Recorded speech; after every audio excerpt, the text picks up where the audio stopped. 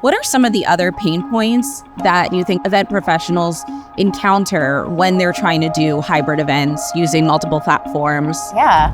Well, the big thing right now for any event organizer is budget. I think there was an initial period during COVID and after COVID when people were skeptical and hybrid was a buzzword. People think hybrid is more difficult, more expensive.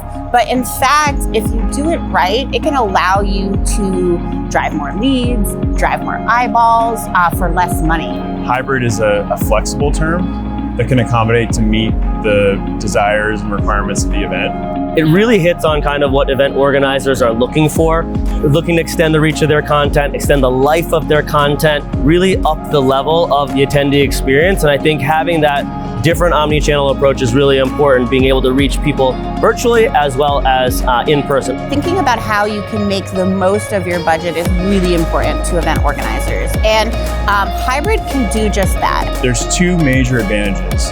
One is reach, which is you're now reaching a global audience, not constrained by time or location. The second is accessibility and equity, realizing that audiences in different places who may not be able to make it to your location for financial reasons or physical reasons or other reasons can now access that content and benefit from the experience that you're providing to in-person attendance. Meeting equity, event equity is really a big piece of the equation as well. So that's where kind of hybrid is such an important part of any event strategy as you move forward. Being flexible in your approach to hybrid events is the key to a successful hybrid event. Don't feel boxed in by the concept of hybrid.